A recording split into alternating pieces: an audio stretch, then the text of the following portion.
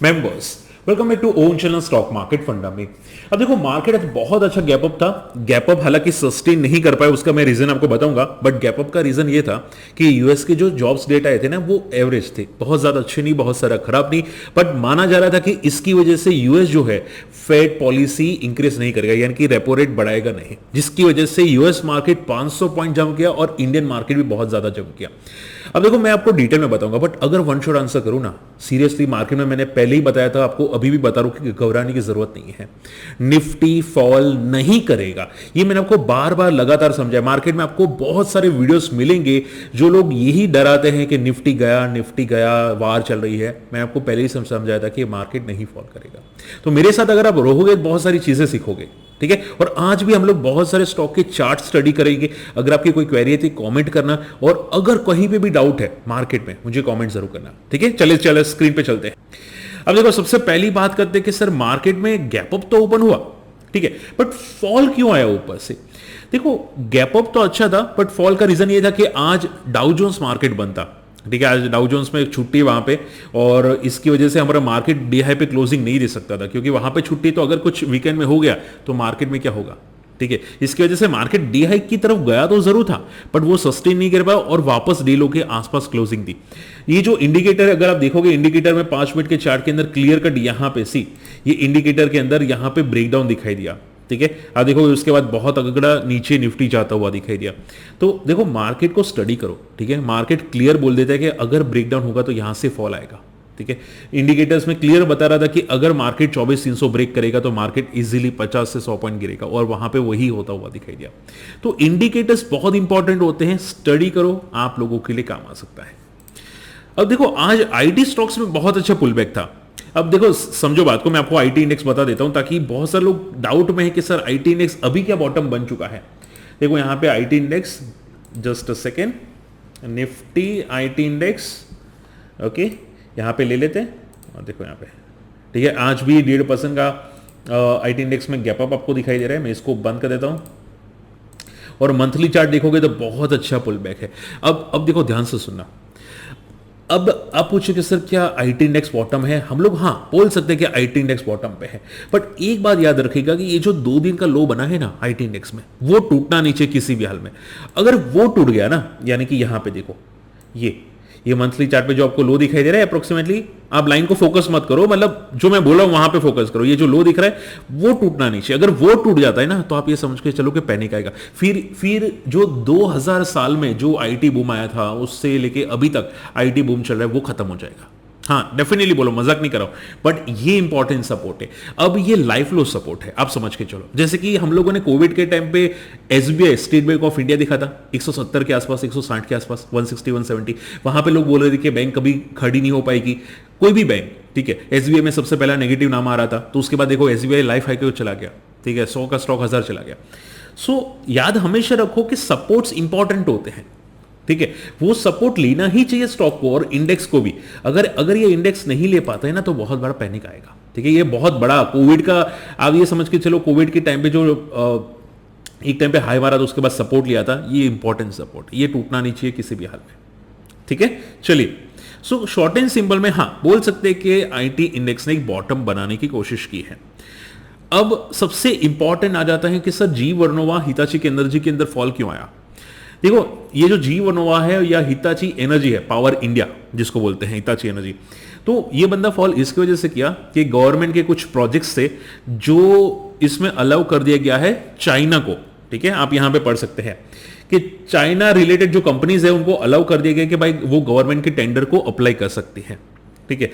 ये जो electric transmission होते हैं ना, ठीक है, इसको ये कंपनी करती है, पावर इक्विपमेंट मैन्युफैक्चर करती है। अब अगर चाइना आ जाता है तो डेफिनेटली इनको नेगेटिव होगा, क्योंकि देखो अगर चाइना को अलाउ कर रहा है तो हो सकता है कि चाइना को दे भी दे, ठीक है। चाइना बहुत स्मार्ट है, वो प्राइस बहुत कम रखेगा बिड के अंदर, तो इसकी वजह से यहां पे पैनिक क्रैश आ रहा है। और वैसे भी ज्यादातर भागे हुए स्टॉक थे, सीमेंस भागा हुआ था, हिताची भागा हुआ था, जी टीएनडी भी भागा हुआ था, लाइफ पे था, ठीक है। तो इसकी वजह से ये स्टॉक क्रैश होते हुए दिखाई दिया, ठीक है। अब क्वेश्चन आते हैं किससे, तो फिर अब क्या होगा।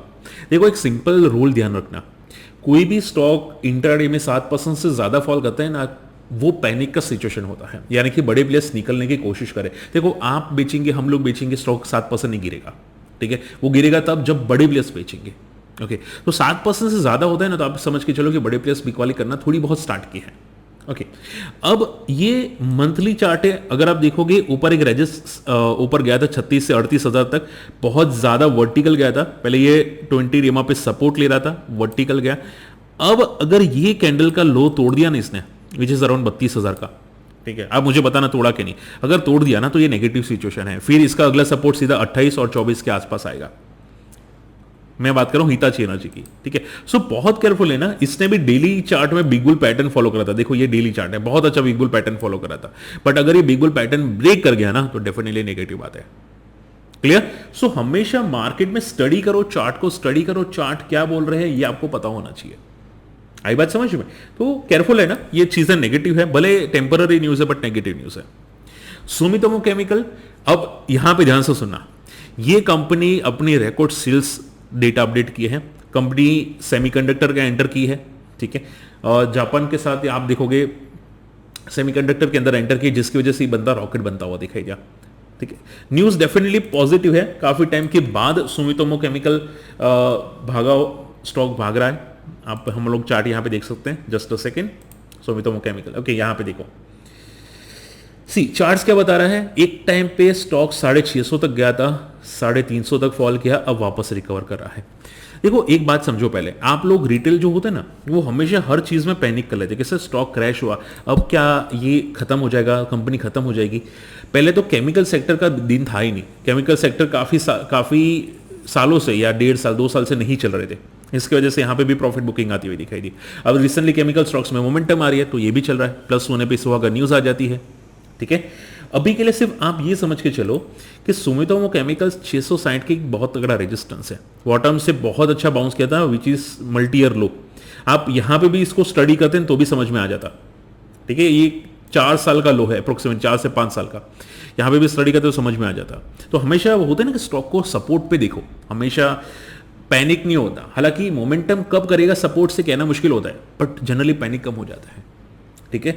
तो स्टॉक को हमेशा सपोर्ट पे फोकस करना चाहिए। हालांकि ये काफी भाग चुका है, ऊपर एक रेजिस्टेंस है अराउंड 640 का, डायरेक्ट अभी रेजिस्टेंस बहुत ऊपर आ रहा है, तो हो सकता है कि ट्रेंड कंटिन्यू करे, ठीक है। बट हाँ, न्यूज डेफिनेटली पॉजिटिव है और सेमीकंडक्टर के अंदर एंटर करना है डेफिनेटली पॉजिटिव है। आईटी स्टॉक्स में जो रिकवरी आज आई थी, इन्फोसिस आया था, भागा था बहुत तगड़ा, मैंने कल भी बताया था कि इन्फोसिस भागने के चांसेस है, विप्रो भागने के चांसेस है। जेंसर टेक आज बहुत तगड़ा भागा, जेंसर परसिस्टेंट बहुत तगड़े भागे। अब देखो एक बात याद रखना, जो मैं बता रहा हूं वो ध्यान से सुनना, ये जितनी भी कंपनीज हैं, जेंसर टेक हो गई या परसिस्टेंट हो गई, ये सभी जो भाग रही है ना, बहुत अच्छी बात है, क्योंकि देखो फॉलिंग मार्केट में अगर आगे है, ठीक है, वो समझ में आता है, बट अगर मोमेंटम मार्केट में अगर आगे नहीं रहती ना तो नेगेटिव बात हो जाती है, ठीक है। तो जो आईटी कंपनीज भाग रही है ना, अगर तेजी से भाग रही है तो आप ये समझ के चलो बहुत अच्छी कंपनी है, ठीक है। प्लस आईटी कंपनी में जो ज्यादा गिरा भी नहीं है और वापस भागने की कोशिश भी कर रहा है, वो भी बहुत अच्छी कंपनी है। लाइक मान लो कि भाई हम लोग बात करते हैं ओरेकल, ठीक है, ओरेकल अगर हम लोग बात करें, देखो यहाँ पे ओरेकल ज्यादा पिटा भी नहीं था 2026 में, और लाइफ हाई के आसपास ये ट्रेड करा है, ठीक है। आप देखोगे यहाँ पे 9,500 से 10,000 के आसपास ये ऑलरेडी पहुंच चुका है, लाइफ है 12,000 पे है। सो कंपनी हमेशा स्ट्रांग चूज करो कि भाई पैनिक नहीं होना चाहिए। मैं यहाँ पे कोई रिकमेंडेशन नहीं करूंगा, बट मैं आपको समझा रहा हूँ कि फंडामेंटल्स हमेशा इंपॉर्टेंट होते हैं। कौन सी कंपनी फॉल नहीं कर रही है सेक्टर के साथ, कौन सी कंपनी सेक्टर के साथ साथ भाग रही है, ये आपको देखना चाहिए। रही बात जेंसर टेक की, जेंसर टेक का बहुत तगड़ा रेजिस्टेंस है 600 का, और अगला है 680 का। ये अगर एक बार 600 टूटता है तो 680 की तरफ ये जाने की कोशिश कर सकता है, तो हम लोग पहले देखेंगे कि क्या ये तोड़ता है कि नहीं, बट हाँ बोल सकते हैं कि ऑलमोस्ट बॉटम बन चुके हैं आईटी कंपनीज के, ठीक है। चलिए, आई होप ये वीडियो समझ में आ रहा है, पसंद आ रहा है, एटलीस्ट लाइक कर दो यार, कुछ सपोर्ट के लिए लाइक कर दो। कोई भी डाउट है भाई समझ के कमेंट कर देना, आपको प्रॉपर सपोर्ट करने की मैं कोशिश करूंगा, ठीक है। चलिए पीबी फिनटेक की बात करते हैं। पीबी फिनटेक 8% आज फॉल किया था। रीजन ये था कि ब्लॉक डील हुई, कंपनी के अंदर बहुत बड़े लोगों ने सेल किया है। सोचो 1700 करोड़ का सेलिंग आ रही है ब्लॉक डील के जरिए। अब देखो स्टॉक जनरली फॉल नहीं करता, आप ऐसा मत सोचो कि ब्लॉक डील की वजह से स्टॉक फॉल कर जाता है। ब्लॉक डील में सामने वाला भी तो होता है खरीदने के लिए, ठीक है। बट होता क्या है कि अगर बिकवाली ज्यादा होती है एज कंपेयर टू खरीदारी, तब स्टॉक जाके क्रैश करता है, ठीक है। और खरीदारी भी अगर मान लो कि नीचे के लेवल पे होती है, ऊपर के लेवल पे नहीं होती, मान लो कि भाई मेरे को आप ये समझो कि गाड़ी सेल करनी है, गाड़ी की कीमत है 5 लाख, मैं बोला कि भाई मुझे 3 लाख की चाहिए, ठीक है, और उसको फोर्सफुली सेल ही करना है, तो फिर क्या होगा, डेफिनेटली नीचे की प्राइस पे होगा। तो ये एक चीज हो जाती है। तो अभी के लिए आप ये समझ के चलो कि पीबी फिनटेक जो है सपोर्ट है 1400 का, अगर ये टूटता है तो पैनिक बड़ा आएगा पीबी फिनटेक के अंदर, फिर सीधा 1000 पे जाके रुकेगा। सो बहुत केयरफुल लेना पीबी फिनटेक में। प्रमोटर्स या जो भी बिकवाली कर रहे हैं वो टोटली नेगेटिव बात है पीबी फिनटेक में, ठीक है। और ये टॉप पे बिल्कुल भी सस्टेन नहीं कर पा रहा है, तो 1400 का एक बार लेवल गया ना तो भाई ये पागल कर देगा पीबी फिनटेक। सो बहुत केयरफुल लेना है। वेदांता ग्रुप आज क्या क्रैश हुआ, देखो Vedanta power, oil and gas सभी क्रैश हुआ। मैंने पहले ही आपको समझाया था कि ये सब वर्टिकल मोमेंटम में है, ठीक है, ये फॉल करेंगे क्योंकि वर्टिकल जाता है ना स्टॉक, तो फॉल कर लेते हैं। तो देखो एक बात याद रखना, मान लो कि वेदांता स्टॉक डेली चार्ट पे हम लोग फोकस करते हैं, वेदांता ग्रुप ये ऐसे ऐसे ऊपर जाता है, ठीक है, ऐसे लगातार ऊपर जा रहा है, अगर ये क्रैश हो रहा है ना, ठीक है, तो आप ये समझो कि अगर मुझे स्विंग ट्रेड करना है, मैं स्विंग ट्रेडर हूं, ठीक है, मुझे अगर स्विंग ट्रेड करना है, तो अगर यहां से फॉल हुआ तो जब तक ये हाई ना टूटे जहां से ये फॉल हुआ, मैं बात कर रहा हूं Vedanta oil and power company की, दोनों की, तो जहां से फॉल हुआ जब तक वो लेवल ना टूटे ना डेली चार्ट में, तब तक जनरली स्विंग ट्रेड पॉसिबल नहीं होता। आप समझ रहे हो? तो ये बात याद रखिएगा। प्रॉफिट बुकिंग का कोई रीजन नहीं है, आप पूछते सर कोई रीजन था क्या, कोई रीजन नहीं है, ये ज्यादातर भागे हुए स्टॉक थे, इसकी वजह से प्रॉफिट बुकिंग आई, और कोई भी कर लेता। आप क्या, अगर कोई बड़ा प्लेयर होता ना जिसने 10 करोड़ 25 करोड़ डाले होते स्टॉक के अंदर, अगर उसको 2 दिन में 25-30% का रिटर्न मिल रहा है तो वो निकल ही जाता, कोई भी निकल जाता ना, ठीक है। तो ये बात आपको ध्यान में रखनी चाहिए, बड़े प्लेयर्स पकड़ के बैठे नहीं रहते। ओके, चलिए आईटी स्टॉक्स के बारे में मैं अपडेट कर चुका हूं। आई होप आज का वीडियो आपको पसंद आया है, ज्यादातर चीजें मैंने डिस्कस कर दी हैं। और फ्री टेलीग्राम में नहीं, आप जाके ज्वाइन कर लेना, सर्च कर लेना माई स्टॉक मार्केट फंडा, यहां पे भी मैं इंपॉर्टेंट चीजें, इंपॉर्टेंट न्यूज इंफॉर्मेशन अपडेट करता रहता हूं, ठीक है। एंड रही बात निफ्टी की, मिड कैप्स की, देखो मार्केट लाइफ हाई को ब्रेक कर चुका है, ठीक है, अब यानी कि मिड कैप इंडेक्स बहुत ज्यादा भाग चुका है। निफ्टी ने भी ब्रेकआउट दे दिया है। निफ्टी का अगर हम बात करें जाए तो 24,200 का बहुत बड़ा इंपॉर्टेंट सपोर्ट रेजिस्टेंस है जो तोड़ चुका है। आखिरी रेजिस्टेंस है 24,500 के आसपास का, अगर ये टूट जाता है ना तो मार्केट इजीली 25,000 से 26,000 जाएगा, इजीली जाएगा। तो जो लोग आपको डरा रहे थे ना कि भाई मार्केट फलाना होगा ढिमकाना होगा, भाई उसको बोल तू घर पे जा, डराना मत, घर पे जाके बैठ जा, ठीक है, ये हमेशा बोलना उसको, क्लियर। तो हर चीज में पैनिक मत करो। ओके, होप आज का वीडियो पसंद है। और अगर हमारी कम्युनिटी में आना चाहते हैं, बहुत सारे लोग आ चुके हैं, ज्वाइन हो चुके हैं, तो मेरे पास फ्री स्क्रीनर्स है स्विंग ट्रेड का, बीटीसी का, जो आपको शेयर कर दूंगा, आपके काम आएगा। इसमें कोई रिकमेंडेशन नहीं होती, बट स्क्रीनर होते हैं जहां पे डेटाज होते हैं। और इसके अलावा बहुत सारे कोर्सेज का डिटेल है, जो भी वो आपको शेयर कर दूंगा, ठीक है।